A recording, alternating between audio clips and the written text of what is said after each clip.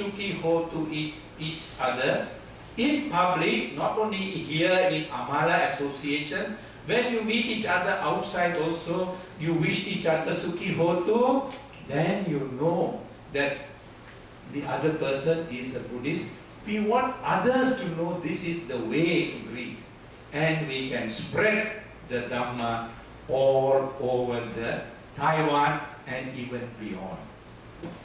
Now that you know the rich tradition, the rich culture and history of what Sakyamuni had handed over the centuries, all the countries, wherever the Dhamma went, Sakyamuni's teachings went, it brought out beautiful human qualities. When Shi Fa Xian, he walked from China to India to get the scriptures from India in 399 AD. He walked all across the Gobi Desert into strange lands, strange kingdoms. He didn't know these people, and he didn't have any gun or weapon or passport or any permit or visa. He went all over the Silk Route, over the mountains, climbed over the mountains and went to India. Wherever he went, he greeted Sukiho tu, and he was welcome. That is his passport. When he greeted Sukiho tu, they accept him. Because this is a greeting of friendliness, of goodwill, of compassion, of kindness. This is a greeting which Sakyamuni used during his time, when all the Arahants used, but lost now. So when you go home, I want you to revive these things in yourself and in your family. When you get up in the morning, wish your wife Sukiho tu. Husband, wish the wife Sukiho tu. Wives must also wish the husbands Sukiho tu. Children must wish the parents Sukiho tu before going to bed and before leaving the house. This is a wonderful Buddhist way. When you meet each other, wish each other Sukiho tu. When you meet somebody else who is not a Dhammaputra or Dhammaputri, wish Sukiho tu. And they ask you, what is this?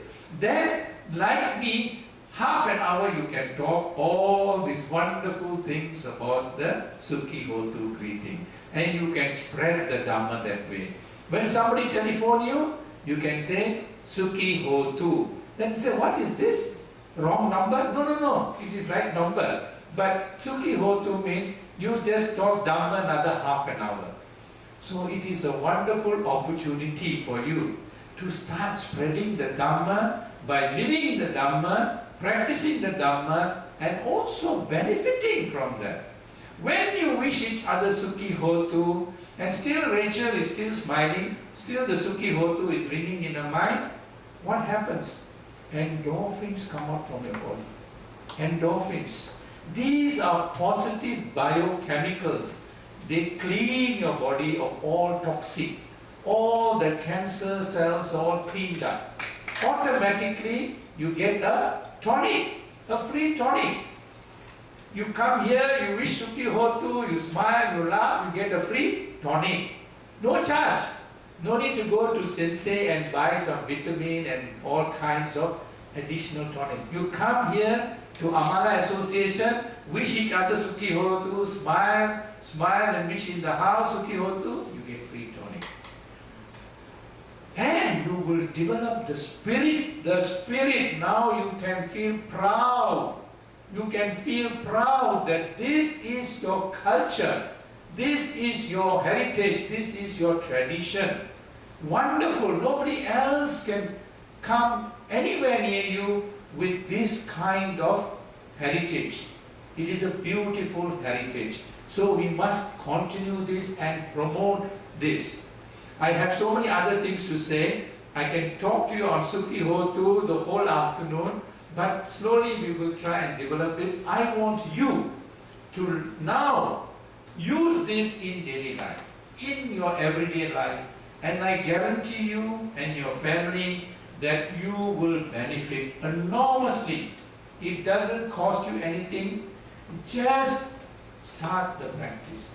Maybe difficult first time. Even I sometimes I forget, I say good morning, because we have been so used to it. From small we have been acculturalized. Now we have to reprogram and deculturalize this, take it away and enculturalize the Sukhi Hotu greeting. Same with a number of other teachings of Sakyamuni. We have not been taught, we have been taught something else. We need to remove that and bring in the teachings of Sakyamuni in our daily life and live and breathe and grow with the Sakyamuni's teachings. Now I'd like to spend a little bit time to focus on Siddhartha, Sakyamuni Siddhartha, because he is the one who has given us the Dhamma. We must also have some idea of who Sakyamuni Siddhartha is. But not only an idea, but to find inspiration from his life. First and foremost, we must have that strong Shraddha, that strong confidence that Sakyamuni Buddha was not a mystical personality or personage. Sakyamuni Buddha was a historical personage. He lived in India. There are enough of archaeological, historical evidence to say that such a wonderful, such a personality lived in India. So we are not talking of some imagined person, but a real historical person. That's very important. There are still today archaeological evidence of his birthplace in Lumbini, where Emperor Asoka has marked where he was born.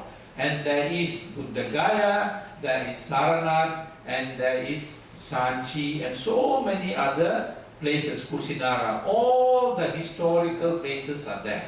Evidence is there. So that must give you a lot of confidence that such a wonderful, magnificent personality lived, and we are the Dhammaputras and Dhammaputris of this great teacher the world has ever known. Second thing we need to appreciate is that when Sakyamuni was born, he had been predicted, it has been predicted that he would either be a Chakravati Raja or a universal teacher. Chakravati Raja is a king of kings. He had every chance, every opportunity to become a great king.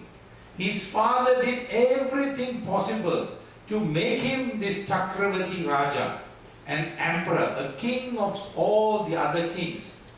But no, he was not interested in conquest. He was not interested in killing. He was not interested in power. He was not interested in becoming a huge, having a huge empire.